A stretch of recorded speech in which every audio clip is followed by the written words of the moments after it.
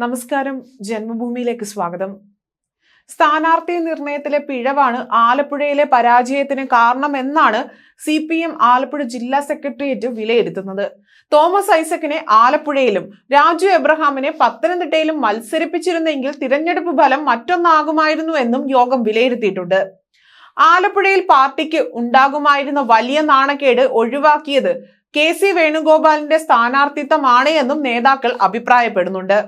KC Venugopal മത്സരിച്ചില്ലായിരുന്നെങ്കിൽ ആലപ്പുഴയിൽ BJP സ്ഥാനാർത്ഥിയായ Shobha Surendran വിജയിക്കുകയും AM Arif മൂന്നാം സ്ഥാനത്തേക്ക് പിന്തള്ളപ്പെട്ടു പോവുകയും ചെയ്യുമായിരുന്നു എന്നാണ് യോഗത്തിന്റെ വിലയിരുത്തൽ. ആലപ്പുഴയിലെ ഇടത് സ്ഥാനാർത്ഥിയുടെ പരാജയത്തിന്റെ ഉത്തരവാദിത്തം എല്ലാം തന്നെ, അതായത് പൂർണ്ണ ഉത്തരവാദിത്തം എല്ലാം തന്നെ സംസ്ഥാന നേതൃത്വത്തിനാണ് എന്ന നിലപാടാണ് ജില്ലാ സെക്രട്ടേറിയറ്റ് ഇപ്പോൾ എടുത്തിട്ടുള്ളത്.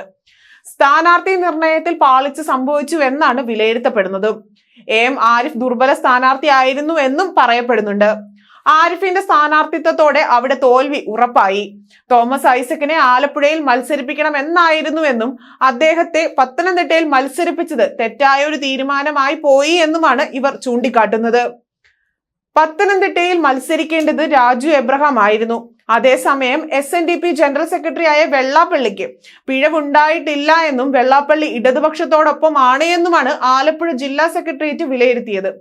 ഈഴവ വോട്ടുകൾ മാത്രമല്ല പാർട്ടിക്ക് നഷ്ടമായത്.